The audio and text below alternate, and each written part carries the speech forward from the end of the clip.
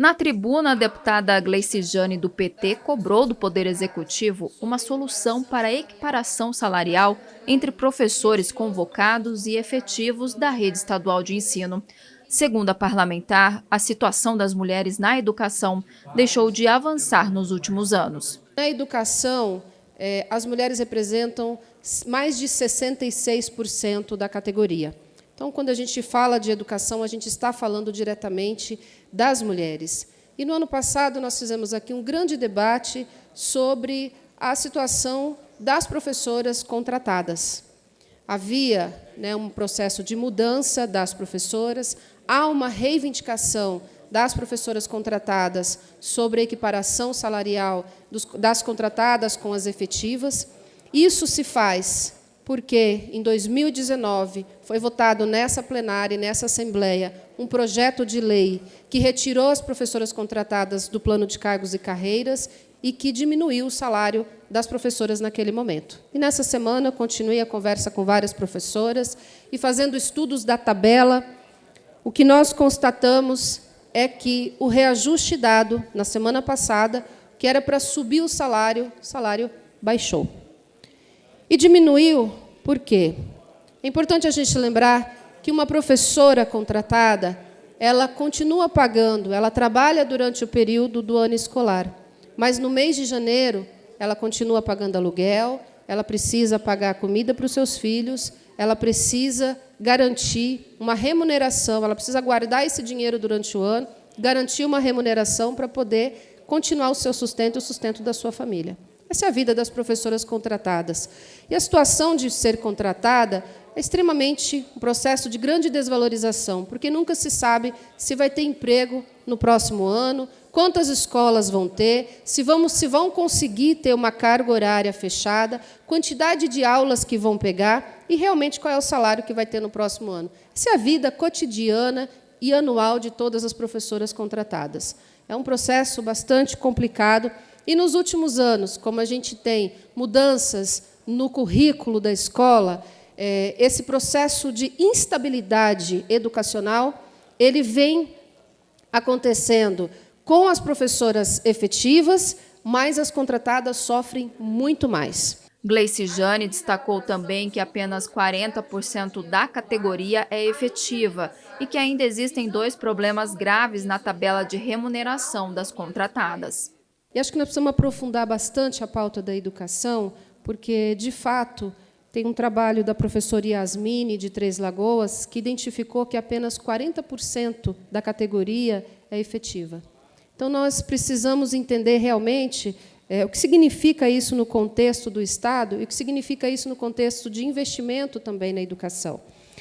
E aqui eu queria retomar de novo as tabelas, que foram apresentadas na semana passada, porque houve uma mudança muito... Tem 2 problemas na tabela.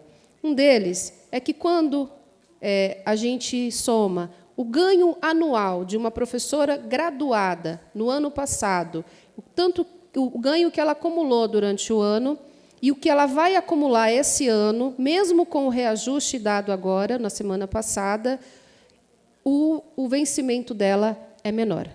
Ela diminuiu em 1% o salário quando a gente faz a conta de somar e dividir por 12.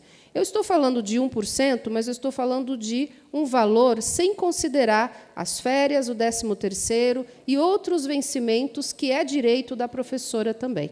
O presidente da Comissão Permanente de Educação da Casa de Leis, o deputado Rinaldo Modesto, também cobrou a equiparação salarial dos professores contratados da rede estadual de ensino.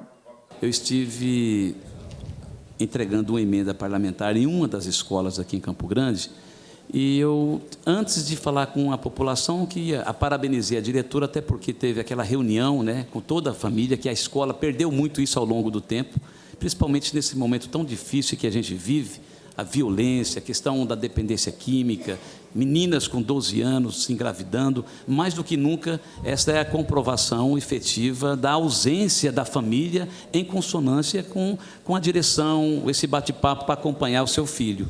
E eu fiquei muito feliz, uma reunião grande. E, ao mesmo tempo, antes, lógico, de falar com todos os pais, eu estive com todos os professores.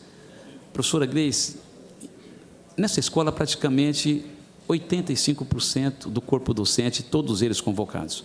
É verdade que nós tivemos avanços, prova inequívoca de que temos hoje o maior salário do Brasil, quase R$12.000 às 40 horas aula para quem é efetivo, né? Distante do segundo lugar, que é o Pará, que é R$8.002, 40 horas aula, mas a gente tem essa dificuldade ainda com aqueles que têm a mesma carga horária, a mesma formação debaixo do mesmo teto escolar, com essa diferença. Tivemos avanços agora, né, e a gente acredita que o governador Eduardo Rido, que tem essa sensibilidade, né, que nós alcancemos aí aquilo que todos nós sonhamos, que é a questão da isonomia salarial. O deputado Caravina, do PSDB, disse que esse debate aconteceu enquanto ele ainda ocupava cargo no governo e explicou a construção da regra atual. Com relação à diferença da tabela que a senhora mencionou, nós temos que lembrar que foi regularizada uma situação que estava, vamos dizer, sendo conduzida de forma equivocada. O funcionário contratado, ele recebia no mês de janeiro. Então, essa diferença que está surgindo, ele tinha um contrato durante o mês de janeiro, que é um mês que ele não está em sala de aula.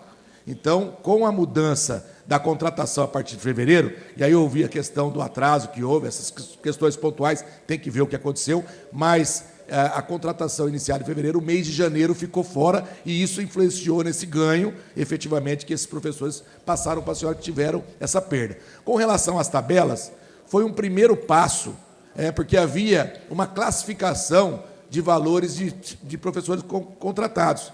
Havia a classe que é específica de efetivo, a categoria professor doutorado, pós-graduado, ele também existia na tabela dos contratados, e é uma prerrogativa dos funcionários concursados. Houve essa conversa com a FETEBS para que criasse um único nível de contratado, que acabou gerando um reajuste para quem era graduado e menos reajuste para quem estava na situação de doutorado. Mas, assim, só para contribuir, nós vamos avançar. O governo tem dito e tem demonstrado isso, tanto no ano passado, com o reajuste de 10%, agora com essa mudança que deu algum reajuste, para um bom reajuste para esse setor de graduação. Eu tenho certeza que, durante o período do mandato, nós vamos conseguir avançar nisso.